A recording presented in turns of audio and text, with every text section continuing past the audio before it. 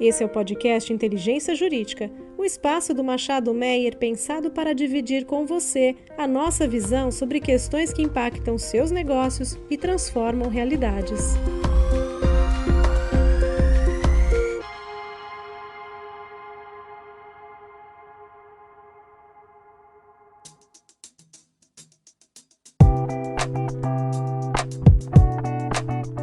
Olá a todas e todos, eu sou Diana Lobo e esse é o Boletim Tributário, podcast do Inteligência Jurídica, canal do Machado Meyer. Eu estou aqui hoje com os associados Laura Cavalcante e Antônio Valério e, como de costumes, vamos tratar das principais notícias da quinzena. Oi pessoal, tudo bem? Um prazer estar aqui com vocês hoje, muito legal, muito obrigada pelo convite. Oi pessoal, tudo bem? Sou o Antônio, também agradeço o convite e é uma honra estar aqui hoje com vocês.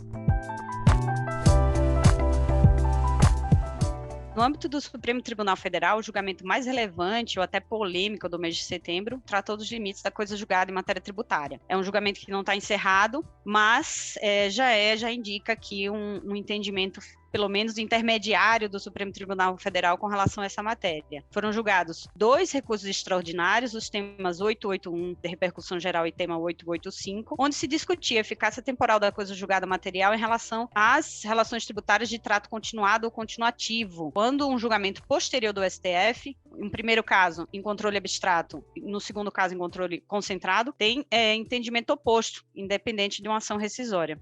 Mais especificamente, essa discussão ela vai afetar contribuintes que tenham proposto ações individuais para discutir determinada relação tributária continuada, por exemplo, a incidência de CSLL, que era exatamente o caso que está em pauta de julgamento no STF, quando os contribuintes lá atrás, muitos anos atrás, tiveram reconhecimento em decisão final favorável sobre a ilegitimidade da cobrança e um momento posterior, em um julgamento versando da mesma matéria, mas para outro contribuinte, o STF entendeu, pelo contrário, aquela decisão definida anteriormente. Então, aqui é realmente o quanto que essa decisão posterior do STF vai afetar a coisa julgada já sedimentada naquela relação jurídico-tributária formada com o contribuinte no primeiro caso. Esse julgamento era realmente muito esperado, as repercussões gerais elas foram reconhecidas já em 2016 e é muito relevante, basta para isso notar que tinham pelo menos 6 entidades figurando como amicus curiae no processo. Então, era realmente uma discussão que estava sendo alvo de exames atentos dos contribuintes com relação ao julgamento. A inclusão em pauta, a gente até noticiou aqui no podcast Inteligência Jurídica, foi em maio de 2022, e na época foram proferidos apenas 2 votos, que eram dos relatores Edson Fachin, no tema 881, e ministro Barroso, no tema 885, e os dois entenderam pela eficácia das decisões do STF em controle de constitucionalidade, rescindindo, vou usar aqui uma terminologia que não é mais comum, a coisa julgada, independente do efetivo ajuizamento de ação rescisória. Na época, o relator propôs a seguinte tese, e aqui eu vou ler, abre aspas, a eficácia temporal de coisa julgada material deriva da relação tributária de trato continuado, possui condição resolutiva que se implementa com a publicação de ato ulterior ao julgamento realizado em sede de controle abstrato e concentrado de constitucionalidade pelo Supremo Tribunal Federal, quando os comandos decisionais sejam opostos, observadas as regras constitucionais de retroatividade, anterioridade anual e a noventena ou anterioridade nonagesimal, de acordo com a espécie tributária em questão. O relator propôs ainda uma modulação dos efeitos. Essa questão ainda está pendente de julgamento, porque não teve maioria formada. Mas, retomando a principal questão de mérito aqui, o ministro Edson Fachin foi acompanhado pela ministra Rosa Weber, pelo ministro Dias Toffoli e também pelo ministro Gilmar Mendes, e com isso foi formada a maioria para se entender pela possibilidade de uma decisão posterior proferida pelo STF, aqui nesse tema 881, que é o tema que já tem maioria formada em situação de controle abstrato, de constitucionalidade, e aí essa decisão ela não foi encerrado o julgamento, mas já tem uma maioria formada que indica talvez o entendimento do Supremo Tribunal Federal. Então a gente tem um placar parcial de 5 votos pela eficácia imediata e futura da decisão do STF, independente de ação rescisória, e aí a discussão aqui e o pedido de vista do ministro Gilmar Mendes no caso concreto parece ter sido para examinar a questão da modulação dos efeitos, porque o ministro Gilmar Mendes nesse ponto ele abriu divergência Justiça, justamente para entender que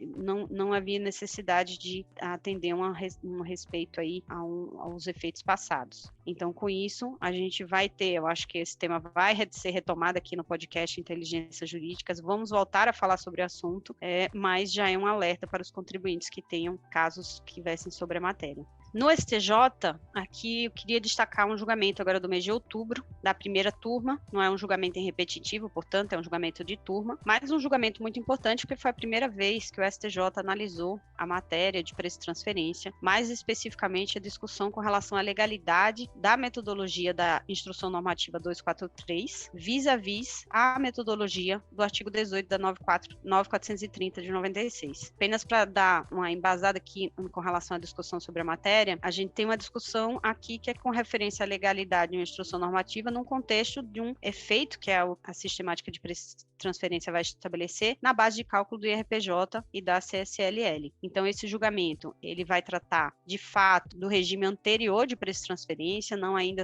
até vigentes até 2012, né? Porque depois a gente teve uma alteração na sistemática de apuração dos preços de transferência, que foi pela Lei 12.715, e vai afetar os contribuintes que tenham apurado naquela época, ao ajuste de preço de transferência, considerando o método PRL 60, preço de revenda menos lucro, considerando uma base aí de 60%. Quem eram os contribuintes que poderiam optar? Eram os contribuintes que tinham uma atividade, chamada assim, de industrial, fabricação. Tem diversos conceitos que a gente vai tratar aí dentro, mas que não são objetos desse julgamento em si, mas era quem poderia optar dentro dessa sistemática do PRL 60. É um caso bonito, porque foi um caso que teve um voto inicialmente desfavorável do relator, e aí na retomada do julgamento agora no início do mês de outubro, mais especificamente do dia 4, o relator, ele mudou o seu voto para acompanhar o que seria a divergência iniciada pelo ministro Gurgel de Faria, que entendeu pela ilegalidade da Instrução Normativa 243 de 2002. Então, com isso, o contribuinte, ele teve primeira vitória numa matéria que era extremamente pertinente para essas pessoas jurídicas que anteriormente a 2012 eles utilizavam essa referência de cálculo, e era uma atuação que, para esse período, ela foi uma atuação recorrente da Receita Federal. No CAF foram tantos julgados sobre a matéria que, inclusive, existia uma súmula vinculante, ou seja, obrigatória também para a delegacia de julgamento, que entendia pela legalidade do método da IN 243. Então, com esse julgamento do STJ, apesar dele não ser um julgamento em repetitivo e não ter ainda em trânsito em julgado, né? O julgamento aconteceu agora, realmente, no dia 4 de outubro. Espera-se que essa discussão, inclusive na esfera administrativa, onde ainda se encontram diversos casos de autuações da Receita Federal, ela tenha um novo andamento. Então, é um caso realmente muito importante, muito esperado, e um caso com julgamento muito acertado, pelo menos do ponto de vista dos advogados, a maioria dos advogados tributaristas que analisam a matéria. E eu vou aproveitar aqui que eu terminei mencionando julgamentos no CAF sobre a matéria, para falar de algumas decisões no âmbito do Conselho Administrativo de Recursos Fiscais. Vou pedir a ajuda do Antônio aqui para falar dos julgados muito relevantes e da segunda sessão, mais especificamente da segunda turma da Câmara Superior de Recursos Fiscais do CAF, que analisa questões de matéria previdenciária, ou seja, de contribuição previdenciária. Quais são os julgamentos, Antônio, que você destacou como relevantes e que foram determinantes aqui para análise da matéria tributária na última quinzena? Oi, Diana, obrigado. Realmente foram decisões aí bem importantes. Elas analisaram temas que há muitos anos vêm sendo discutidos aí em âmbito administrativo e até mesmo judicial. E a importância dessas decisões que eu gostaria de destacar é porque elas alteraram o entendimento recente da Corte da Câmara Superior, que era desfavorável ao contribuinte, né? Aqui a gente destaca 3 matérias, 3 discussões que são bem relevantes. Quais são elas? A primeira delas sobre a possibilidade da não incidência da contribuição previdenciária sobre pagamentos feitos a diretores não empregados, ou seja, que não tem vínculo empregatício. Eu vou depois explicar cada uma dessas decisões, mas só introduzindo o tema.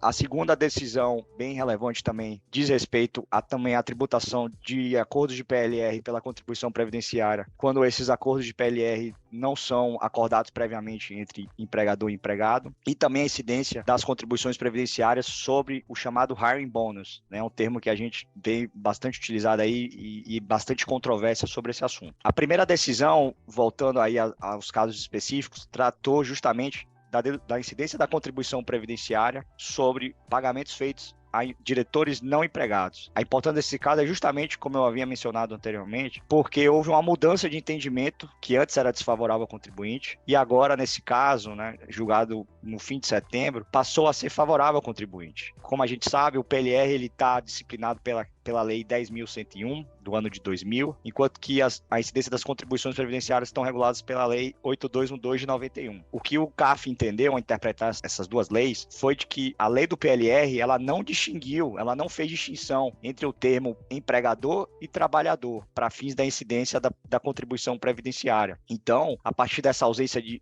distinção e também buscando dar um tratamento isonômico, né, enfim, evitar que seja dado um tratamento desigual entre contribuintes que estão em situações equivalentes, que o mesmo racional, que o mesmo tratamento dessas leis possam ser equiparados. Então, pagamentos feitos a diretores não empregados também não estariam sujeitos à contribuição previdenciária. Então, de fato, é muito importante essa decisão. Ela, a nosso ver, ela pode ter reflexo aí em outras discussões também, né, sobre temas de dedutibilidade de pagamentos feitos a dirigentes, administradores, conselheiros, enfim, né, sobre ótica, porque mostra essa coerência melhor, esse entendimento mais maduro da Câmara Superior em casos semelhantes. O segundo caso que a gente traz aqui diz respeito também à incidência de contribuição previdenciária ainda em âmbito de PLR, mas em acordos que não haviam sido previamente pactuados entre empregadores e empregados. Né, uma discussão temporal. O fisco ele defende que o PLR, para que não haja incidência da contribuição previdenciária, só poderia produzir efeitos caso houvesse uma pactuação prévia.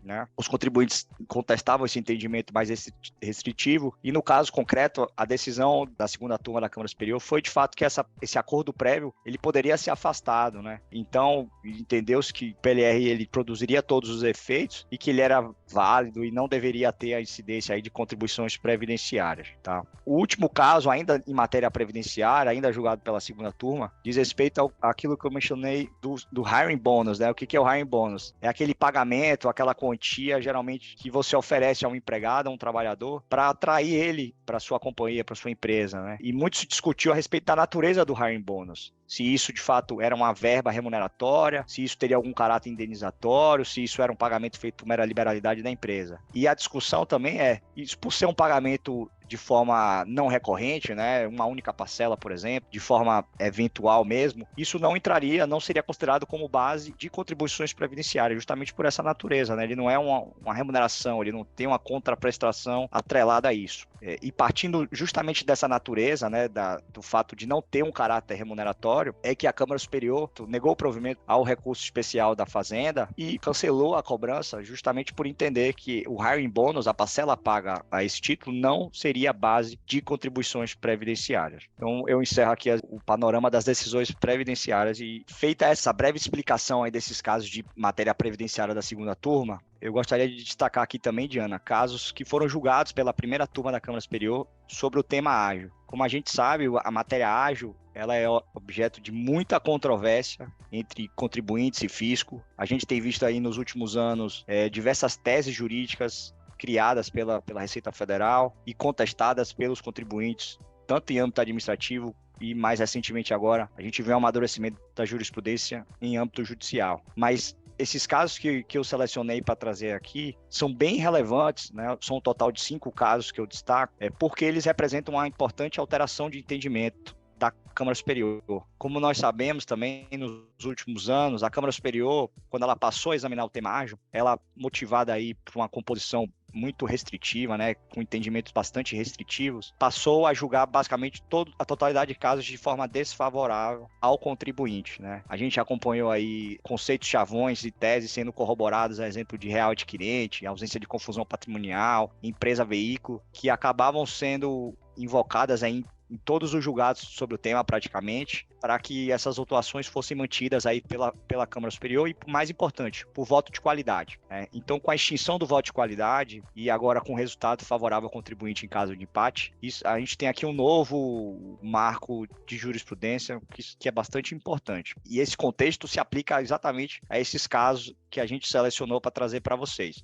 O primeiro caso, embora tenha sido desfavorável, é um caso agora julgado também em setembro, que discutia basicamente empresa veículo de confusão patrimonial, um investimento feito por um grupo não residente aqui no Brasil, mas o ponto que acabou gerando esse entendimento desfavorável, né, é um entendimento da conselheira Lívia, em relação à caracterização como empresa veículo ou não, e se essa empresa poderia produzir efeitos e de fato ser considerada existente. O principal motivo que acabou levando esse voto divergente nesse caso foi o fato da empresa ter sido extinta um dia após a aquisição. Então, esse fato acabou levando a conselheira Lívia a formar sua convicção de que, de fato, a empresa adquirente seria mesmo uma empresa veículo e, portanto, esse ágio não seria válido e legítimo, né? Embora a glosa tenha sido mantida, os conselheiros decidiram por não dar provimento e por desqualificar a penalidade 150, ou seja, eles entenderam que o caso não envolvia nenhum vício, fraude, dolo, simulação. Então, isso é muito importante também em relação à multa. Embora o mérito tenha sido desfavorável, a multa foi desqualificada, né? A gente tem visto aí quase a totalidade dos casos julgados pela Câmara Superior que tem afastado aí mesmo multa, né? Entendendo que o tema ágil,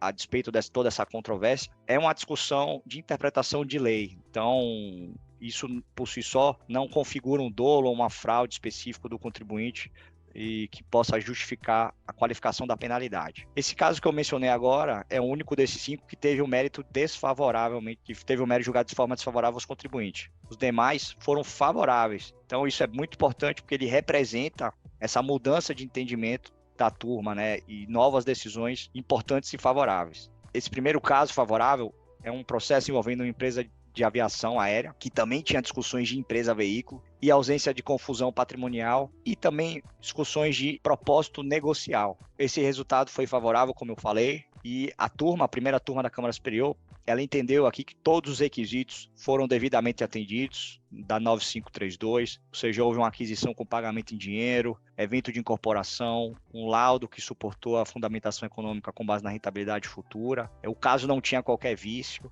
Inclusive, também foi destacado que essa alegação de propósito negocial ela não mais poderia prevalecer após o julgamento da ADI 2446 pelo Supremo, e entendeu-se que todos esses requisitos foram de fato atendidos. E, diferentemente do caso primeiro que eu citei, aqui a empresa veículo, a holding de investimento, ela existiu por mais tempo, e isso também motivou a mudança de posicionamento da conselheira Lívia nesse caso, né? Avançando, nós temos também um segundo caso de uma empresa de telecomunicação que também envolvia discussões sobre confusão patrimonial, empresa veículo, real adquirente. É um caso bastante interessante porque ele é dividido em 2 aquisições que foram feitas por esse grupo estrangeiro, né? Esse grupo estrangeiro, ele constituiu empresas aqui no Brasil, aumentou o capital dessas empresas e essas empresas adquiriram diretamente o investimento. Um desses investimentos foi até mesmo adquirido no âmbito de uma OPA, né? Uma oferta pública de aquisição de ações, em ambiente aí de bolsa e sendo supervisionado e regulado por todas as autoridades competentes. Pelo fato dessa empresa adquirente que de fato lançou a OPA ter recebido recursos em aumento de capital, o fisco havia entendido que ela seria meramente uma empresa veículo,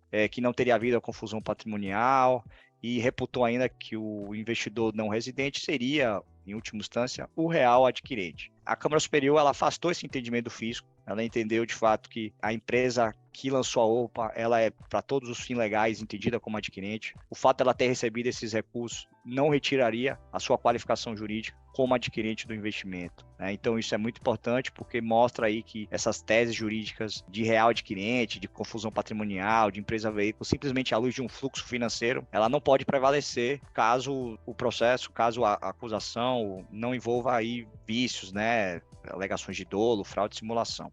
Como nesse caso não havia, foi um auto lavrado com multa de 75. Avançando também um outro caso muito importante, né? Aqui a gente deixa de falar um pouco de empresa veículo e confusão patrimonial, mas também está com a tese que o fisco há muito tempo vem questionando e batendo, que é o chamado ágio interno, o ágio intragrupo. Esse caso ele é um caso regido pelo regime da Lei 9532.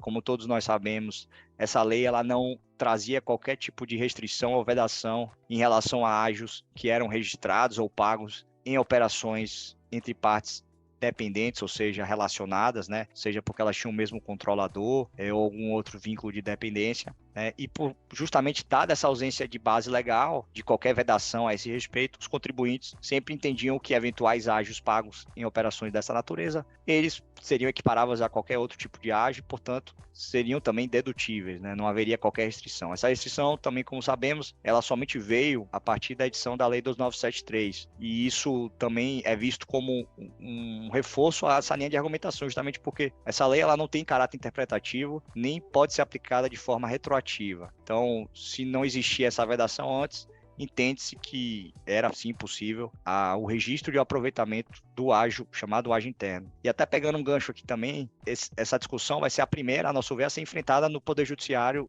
por um tribunal superior. O STJ ele tem um caso já que está para ser julgado sobre esse tema, e a gente tem que acompanhar aqui e ver, porque isso vai ser bem importante e tende a balizar aqui a análise desses casos, até mesmo influenciar eventuais novos desfechos da Câmara Superior. Mas esse caso por si só, julgado em setembro, ele é muito importante porque ele altera justamente todo esse histórico consolidado de jurisprudência desfavorável aos contribuintes, de que não seria possível amortizar o ágio interno, e reconhece que não existia qualquer vedação a esse respeito. Por fim, eu destaco ainda também um acórdão que novamente discutiu-se empresa veículo, real adquirente, mas ele também é muito importante porque ele envolveu aqui aquisições, uma combinação entre operações de 2 grandes grupos nacionais. Enfim, foi um caso transparente, divulgado bastante aí à época, que 2 grupos independentes, pagamento em dinheiro, sem qualquer vício, e foi entendido que a mera acusação de empresa veículo também não poderia suportar acusação fiscal. E novamente aqui deu-se provimento ao recurso do contribuinte para cancelar a autuação fiscal.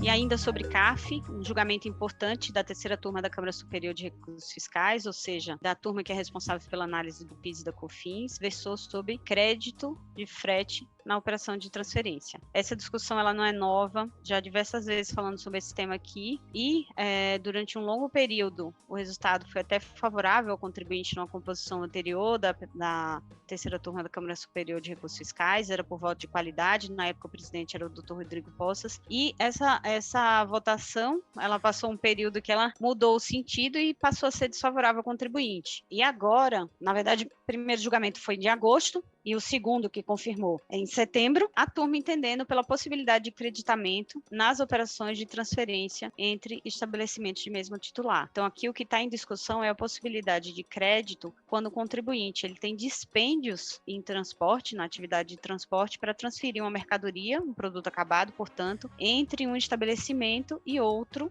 da mesma pessoa jurídica. Os fundamentos existentes para a tomada do crédito nessa situação são as disposições do artigo 3º, inciso 2 e inciso 9 da Lei 10.637 e 10.833. O primeiro que trata do conceito de insumos, a possibilidade de creditamento sobre insumos, e o inciso 9 que trata do frete na operação de venda. Então, no caso julgado em outubro ou em agosto, no mês de agosto, a decisão ela foi por maioria de 7-3, agora teve um voto, na verdade, desfavorável, que é uma conselheira que mudou a posição dela, então continuou sendo por maioria, mas num cenário de 6-4, e a discussão, nesse último caso de setembro, entendeu que na operação de transferência esse frete poderia ser enquadrado como um frete destinado à operação de venda, portanto, legitimando o creditamento para fins da disposição do artigo 3º, inciso 9, da 10.637 e 10.833. É um julgamento interessante, vamos voltar a falar dele provavelmente quando da publicação do acordo, que evidentemente não foi ainda disponibilizado. E com isso, eu já passo para o tópico legislação. O que mudou, e vou pedir para o Antônio aqui retomar, porque eu sei que as medidas provisórias são extremamente relevantes, num contexto bem específico. O que mudou aqui na legislação tributária que merece ser destaque no nosso podcast? Claro, obrigado, Diana. Novamente, aqui eu trouxe 2 medidas provisórias que foram publicadas agora no fim de setembro. São 2 medidas provisórias que tratam da matéria tributária e que abrangem setores totalmente distintos. A primeira delas é a medida provisória 1138. Ela é uma norma que era bastante aguardada pelo setor de turismo, pois essa medida provisória, ela alterou a alíquota do IR-fonte incidente sobre valores pagos, creditados, entregues ou remetidos a pessoas físicas ou jurídicas no exterior, que são destinados à cobertura de gastos com turismo, Ou seja, antes dessa regra, que reduziu a alíquota IR-fonte, a alíquota incidente era de 25%. E agora, a partir do ano que vem, ela é reduzida para 6%. Então, aqui, o governo ele mostrou e buscou incentivar novamente esse setor, que foi tão afetado aí nos últimos tempos pela pandemia, e, de certa forma, buscou dar mais competitividade para nossas empresas aqui, para agências brasileiras, que atuam aí com reservas de hotéis, contratações de passeios turísticos, viagens, etc. Então, justamente para incentivar ainda mais a competitividade do setor, gerar empregos e desenvolvimento. Então, ela era muito aguardada aí por todo o setor, por associações, e certamente vai fomentar aí esse mercado que já se mostra bastante aquecido nesse último ano aí, né, após uma melhora da pandemia. Agora, dando continuidade, acho que vale comentar aqui também da medida provisória que foi publicada, a medida 1137, que vai entrar em vigor a partir de 2023. Essa norma ela é bem importante porque ela zerou a alíquota do imposto de renda incidente sobre rendimentos produzidos por títulos ou valores mobiliários que sejam sujeitos à oferta pública, emitidos aqui por pessoas jurídicas brasileiras de direito privado, FDICs, que atendam a determinadas condições que estão previstas nessa medida provisória, letras financeiras e também cotas de outros fundos de investimentos que também atendam a determinadas condições previstas na medida provisória 1137. Eu destaco também aqui que os beneficiados por essa norma são os estrangeiros que investem aqui no mercado financeiro e de capital nos termos da regulamentação do Conselho Monetário Nacional, a resolução 4373. E vale também destacar que esses investidores eles devem estar fora de paraíso fiscal, não podem estar sujeitos a regime fiscal privilegiado, além de também não poder ser parte vinculada ao emissor ou cedente. A norma também ela traz um destaque em relação aos fundos soberanos, prevendo que esses fundos continuam também sendo beneficiados da alíquota zero, ainda que residentes ou domiciliados em paraíso fiscal. Além de ter zerado essa alíquota do IR-fonte, a medida provisória ela também trouxe modificações relevantes na lei do FIP. Em especial, ela alterou o regime da alíquota zero prevista para os investidores 4373, regulamentados por essa lei do FIP também, né? Em geral, aqui eu vou destacar dois principais pontos, quais sejam a revogação do requisito de composição do portfólio, né? A medida ela revogou a regra que exigia a alocação de carteira do FIP em um mínimo de 67% de ações, bônus de subscrições e debêntures conversíveis que fossem emitidas por sociedade por ações, né? Devendo o FIP somente atender às regras de composição de carteira emitidas pela CVM e também demais regras de investimento em cotas de FIP que permanecem inalteradas. Outro ponto de destaque também ainda falando das regras do FIP é que essa medida provisória 1137 ela revogou o teste dos 40% do FIP que é bem conhecido no mercado. Então essa norma ela de fato ela trouxe alterações profundas aí na legislação tributária e o mais importante agora com certeza devemos acompanhar aí o processo legislativo dessa medida provisória, incluindo aí sua eventual conversão em lei e também eventuais medidas que podem vir a ser propostas pelo Congresso Nacional. E vamos aproveitar aqui que a gente está falando de legislação ainda no âmbito federal e pedir para a Laura aqui conversar sobre a instrução normativa que mudou tantos critérios aqui que a Laura vai mencionar.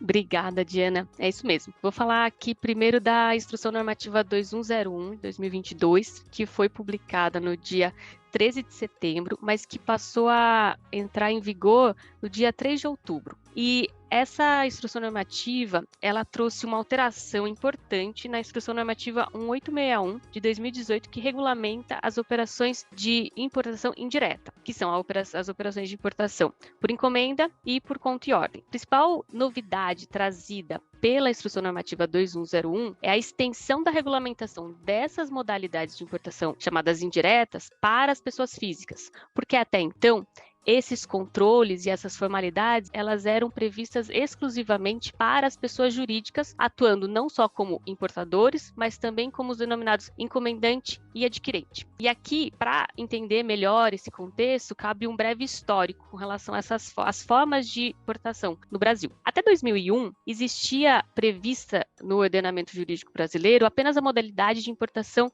direta. Acompanhando a evolução das formas de contratação, as formas de operação de comércio exterior e a terceirização de serviços, em 2001 foi instituída a modalidade de conta e ordem, em que você tinha um adquirente que contratava uma pessoa jurídica fazer um serviço de intermediação para atuar como importador, para que fosse atuando em nome desse adquirente para adquirir uma mercadoria no exterior. Em 2006, seguindo também uma evolução com relação às formas de contratação e de operação em comércio exterior, surge uma nova modalidade, que é a importação por encomenda. Com essa modalidade, existia uma pessoa jurídica, que era o importador, e uma pessoa que seria o encomendante, e que seria aquele que encomendava aquela importação e contratava uma pessoa jurídica para fazer um despacho de importação, e seria ele quem compraria essa mercadoria, ou seja, o importador teria essa vinculação de revender essa mercadoria importada para esse encomendante. desde a instituição dessas modalidades de importação indireta, a ideia sempre foi, pela Receita Federal, de tornar esses intervenientes sempre visíveis para fins de controle aduaneiro e também para fins de tributação. O ponto é que, quando essas modalidades são instituídas, elas são claras com relação à figura do importador ser uma pessoa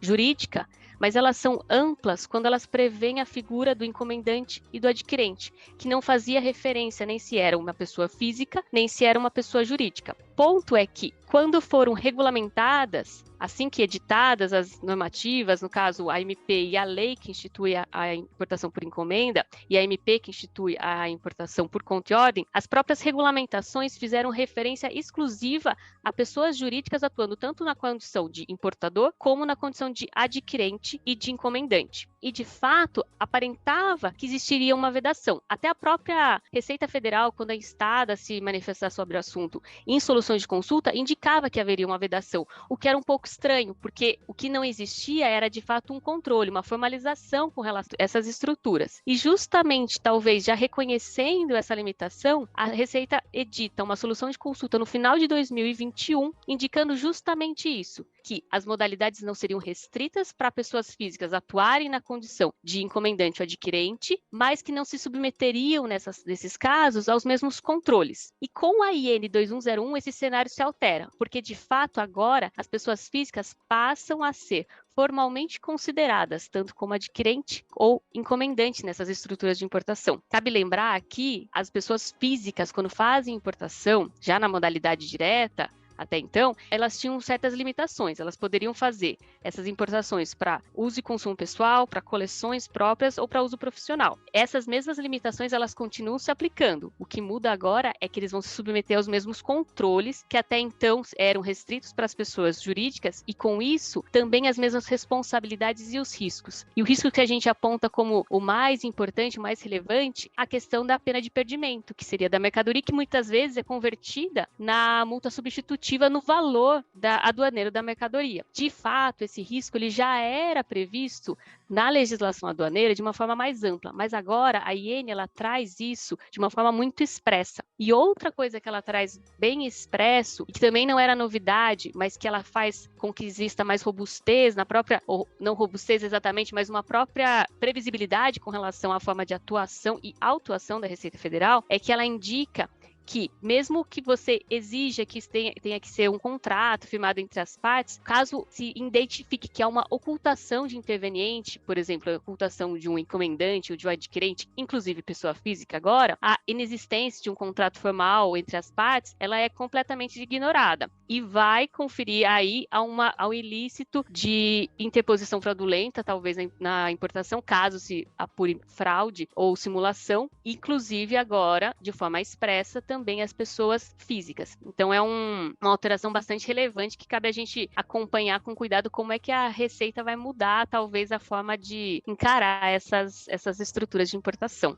E aproveitando que a gente está falando de legislação, queria também comentar um decreto bem relevante que foi editado no dia 11 de outubro, do Estado de São Paulo, que é o decreto 67161, de 10 de outubro de 2022. Esse decreto ele é muito relevante porque ele dispõe sobre a não ratificação pelo Estado de São Paulo do Convênio 131 de 2022 do CONFAS. O Convênio 131 de 2022, ele trouxe um dispositivo interpretativo ao Convênio 190 de 2017, que trata da convalidação dos benefícios no contexto da guerra fiscal, ou seja, aqueles benefícios considerados inconstitucionais e que existia todo um travamento de discussões pelos estados com relação à guerra fiscal. E, nos termos do Convênio 190, havia uma expressa indicação de que ele não se aplicaria para os benefícios concedidos pelo Estado do Amazonas no contexto de Zona Franca de Manaus. Sempre teve muita discussão com relação a isso, os estados vinham mesmo com relação aos benefícios da Zona Franca de Manaus, que tem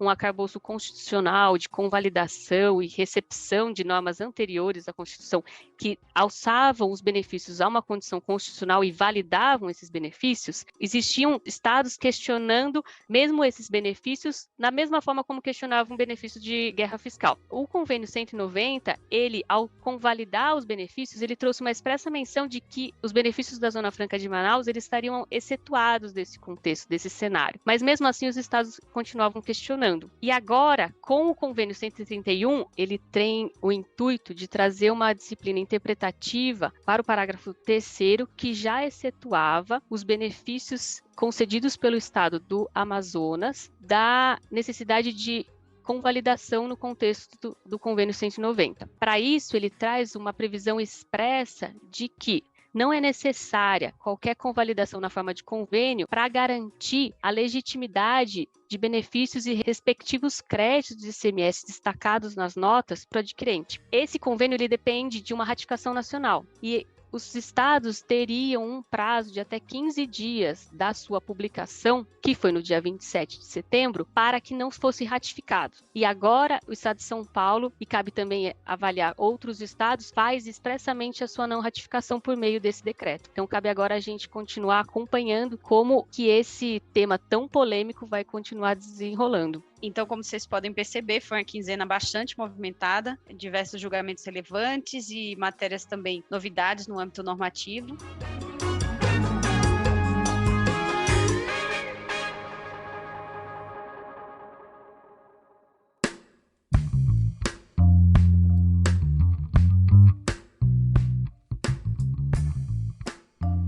Com isso, eu agradeço a participação do Antônio Valério e da Laura Cavalcante, e na próxima quinzena estaremos aqui de novo para comentar os casos tributários com a nossa audiência. Obrigada.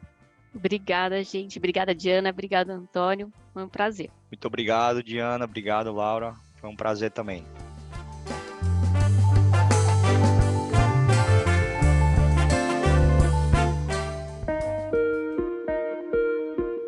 Você ouviu o podcast Inteligência Jurídica, o espaço de encontro para dividirmos com você a nossa visão sobre as questões que impactam os seus negócios.